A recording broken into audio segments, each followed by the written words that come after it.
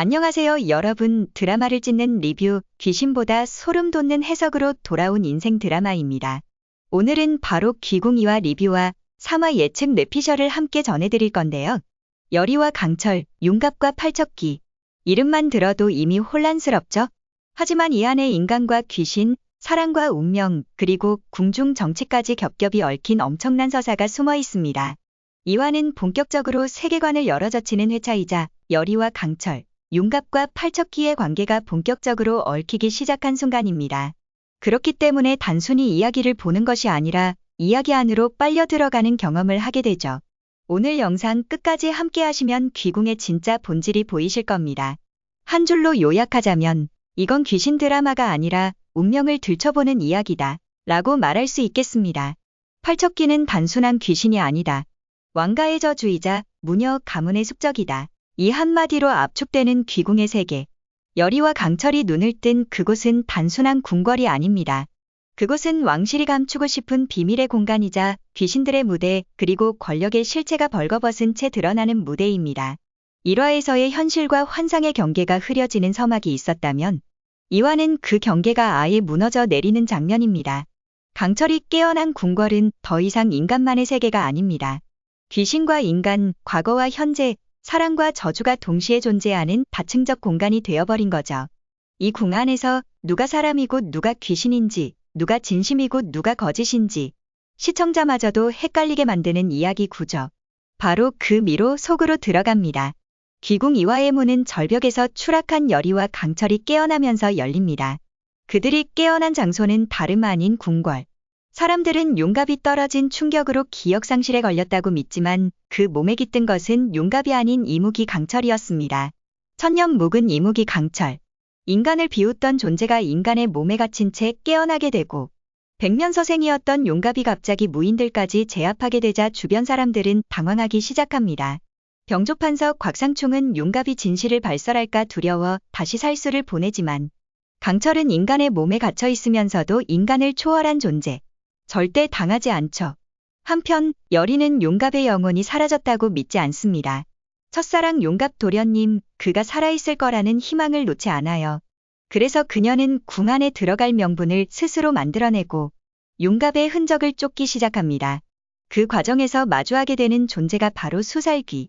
윤갑의 목소리를 흉내내며 여리를 유혹하고 그녀를 죽음으로 이끄는 이 존재는 귀궁의 단순한 로맨스도 단순한 호러도 아니라는 것을 결정적으로 보여줍니다.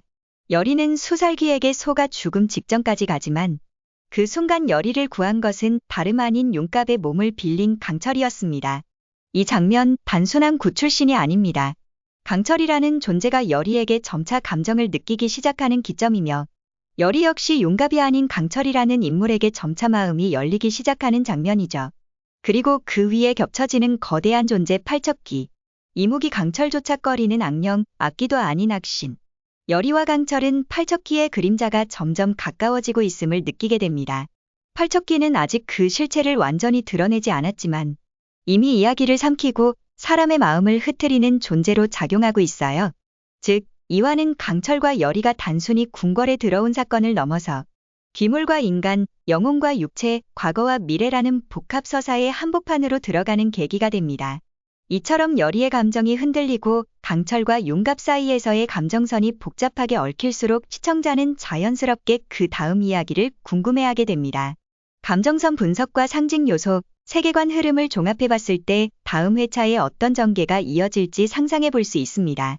지금부터는 이러한 요소들을 바탕으로 상상해본 뇌피셜 시나리오를 펼쳐보겠습니다.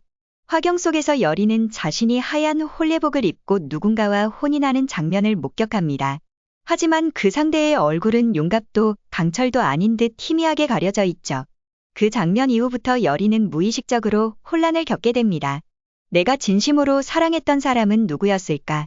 팔척기의 그림자는 점점 더 짙어지고 대비는 왕실 혈통에 깃든 저주를 끊기 위해 굿을 준비합니다. 그 와중에 강철은 여리의 목숨을 지키기 위해 또다시 인간 세계의 감정을 경험하게 되며 조금씩 변화해갑니다. 그리고 마침내 팔척기가 본격적으로 모습을 드러내는 장면이 펼쳐지고 그 안에서 윤갑의 영혼이 고통에 몸부림치며 울부짖는 소리가 들려옵니다. 저를 잊지 마세요. 여리, 저는 아직 여기에 있어요. 열이 앞에 놓인 선택은 이제 단 하나입니다. 과거를 붙잡을 것인가 아니면 눈앞의 현실에서 강철과 함께 새로운 미래를 만들어갈 것인가. 그 선택은 오직 열이 자신의 몫입니다. 상징장치 분석 화경, 팔척귀, 수살귀, 경기석. 귀궁이라는 드라마가 특별한 이유 중 하나는 보이는 것보다 숨겨진 의미가 더 중요하게 작용한다는 점입니다. 단순한 공포, 단순한 로맨스가 아닌 장치 하나하나에 철학이 녹아있는 구조죠. 먼저 화경. 열이가 미래를 보게 되는 이 장치는 단순한 예언의 도구가 아닙니다. 화경은 열이의 마음속 희망과 불안을 동시에 투영하는 거울이기도 하죠. 열이는 그 안에서 윤갑과의 혼인을 보게 되지만 그것이 진짜 미래인지 혹은 바람의 투영인지 확신할 수 없습니다. 즉, 화경은 예언의 도구인 동시에 감정의 거울입니다. 다음은 팔척귀. 이 존재는 이야기 속에서 단순한 귀신으로 묘사되지 않습니다. 팔척귀는 궁중에 내려진 저주의 집약체이자 권력자들이 억누르려던 왕실의 업복 그 자체로 상징됩니다. 특히 강철조차 두려워하는 존재로 설정되면서 초월적 공포와 함께 신이 아닌 귀의 형태로 묘사되는 악령으로 기능하죠. 팔척귀는 단순히 무서운 존재가 아니라 무속 신화와 정치적 알레고리를 합쳐놓은 핵심 키워드입니다. 수살귀, 일명 물귀신은 인간의 감정을 가장 교묘하게 이용하는 존재입니다. 윤갑의 목소리를 흉내내며 열이를 유혹하고 그녀를 정신적으로 무너뜨리려 하죠. 이는 단순한 혼란이 아니라 사랑하는 사람의 얼굴을 항공포라는 모티프를 보여주는 장치입니다. 이 존재는 열이의 믿음, 감정, 사랑까지 시험하며 시청자의 불안까지 자극하는 상징적 귀신이라 할 수 있어요. 마지막은 경기석으로 만든 왕의 안경. 이 안경은 진실을 꿰뚫어 볼 수 있는 권력자의 시선을 상징합니다. 하지만 이 장치는 역설적이게도 진실을 보기보단 진실을 감추기 위해 사용됩니다. 왕이 착용하는 순간 진실을 보는 게 아니라 진실을 보지 않기로 선택하는 도구가 되는 것이죠. 권력자는 진실을 볼 수 있지만 보지 않음으로써 책임을 피합니다. 이 장치는 단순한 도구를 넘어서 정치를 상징하는 은유로 기능하게 됩니다. 이처럼 귀궁의 세계에서는 하나의 아이템, 하나의 귀신조차 단순한 장치가 아닙니다. 그것은 캐릭터의 감정을 비추는 거울이자 세계관을 확장하는 상징이며 시청자에게 질문을 던지는 장치입니다. 결국 귀궁이 던지는 핵심 질문은 이것일지도 모릅니다. 우리는 진실을 볼 수 있는가? 아니, 우리는 진실을 보고 싶은가? 귀궁이 특별한 이유는 단순히 사건을 나열하는 데 그치지 않고 끊임없이 시청자에게 선택을 질문한다는 데 있습니다. 이 드라마는 단순한 퓨전 사극이 아닙니다. 오히려 철학적 질문과 심리적 균열을 중심에 둔 고밀도의 상징극이라고 말할 수 있죠. 첫 번째로 던지는 질문은 사랑은 운명을 이길 수 있는가입니다. 열이는 윤갑을 향한 사랑을 잊지 못합니다. 하지만 그녀의 앞에 서 있는 건 윤갑이 아닌 강철. 그리고 미래를 보여준다는 화경 속에도 윤갑의 얼굴은 확실하지 않습니다. 열이는 과거에 묶인 채 살아갈 것인가 아니면 지금 눈앞에 있는 사람과 새로운 운명을 개척할 것인가. 열이의 갈등은 단순한 사랑의 줄다리기가 아닙니다. 그것은 운명에 대한 저항이자 스스로의 삶을 선택하는 주체로 성장하려는 서사입니다. 귀궁은 이 질문을 단 한 회차에 쉽게 대답하지 않습니다. 오히려 이 질문을 시청자와 공유하며 당신이라면 어떤 선택을 할 것인가를 되묻는 구조로 짜여 있죠. 두 번째 질문은 더 본질적입니다. 인간이란 무엇인가? 귀신은 어디서 오는가? 강철은 이무기입니다. 그는 인간이 아니지만 인간보다 더 인간적인 감정을 경험해갑니다.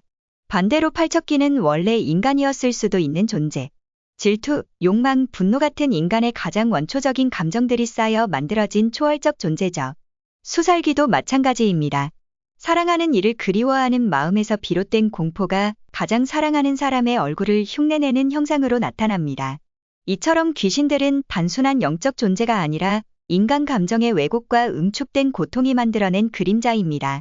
결국 귀궁은 인간과 귀신을 나누는 게 아니라 그 경계를 흐리게 만듭니다. 귀신은 멀리 있지 않다.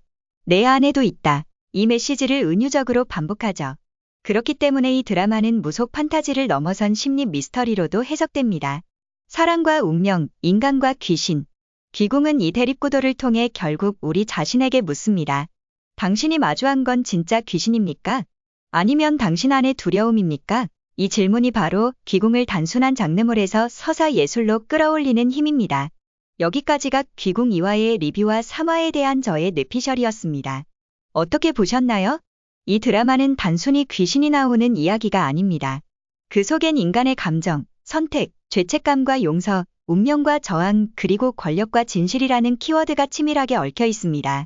특히 2화는 단순한 연결 파트가 아니라 캐릭터들의 정체성과 감정의 경계를 본격적으로 흔드는 분기점이 되었죠. 여리와 강철, 그리고 아직도 보이지 않는 용갑의 영혼까지. 이들의 감정은 단순한 멜로가 아닌 운명과 싸우는 서사로 발전하고 있습니다. 그렇다면 이제 질문은 여러분께로 넘어갑니다. 여러분은 열이라면 어떤 선택을 하셨을 것 같나요? 용갑을 끝까지 믿고 기다리실 건가요? 아니면 지금 곁에서 감정을 드러내고 있는 강철을 받아들이시겠어요? 그리고 팔척기. 과연 단순한 귀신일까요? 아니면 왕가와 무속의 경계에 서 있는 존재? 여러분의 생각이 정말 궁금합니다. 아래 댓글로 뇌피셜 감상, 의견, 무엇이든 자유롭게 나눠주세요. 다른 시청자들과 함께 이야기를 확장해 나가면 정말 재밌을 것 같아요. 영상이 마음에 드셨다면 좋아요와 구독, 그리고 알림 설정까지 부탁드립니다. 지금까지 드라마를 찢는 리뷰, 인생 드라마였습니다. 다음 회차 리뷰에서 또 만나요. 감사합니다.